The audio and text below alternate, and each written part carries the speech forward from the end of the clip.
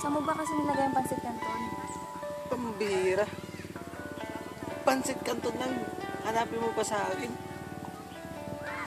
Alam mo, yun na lang yung natitirang pagkain. Kalimutan mo kinain. Humihirit ka pa.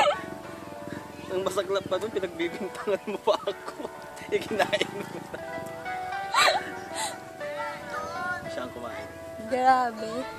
Hindi na ako nakatikim nun eh. Alam mo ba?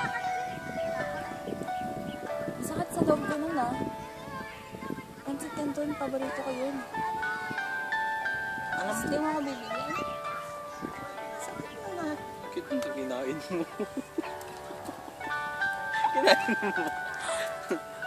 Nagbibintangan pa ako. Alam mo yung diet ako. Diet? Oo. Ganun ba tayo ng diet? Bukas mag-isip. Yung totoo. Saan mo dinala yung pansit canton?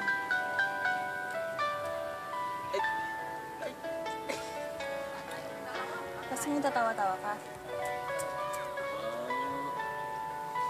Ano ba? Kinain mo? Pinamigay mo? Binigay mo? Ano? Kinain mo. Kinain ko wala nga eh. Akala mo, nakikipagbiruan ako sa'yo? Seryoso ako.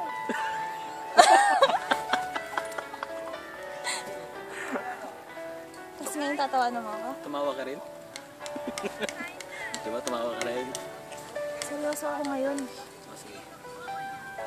Tatawanan? Tatawanan mo na ako? Hindi. Ganyan na ba ngayon? Ganyan na ba ngayon? Bakit? Bakit? Bakit? Alam mo, seryoso na ako ngayon. Ano ba sinasabi?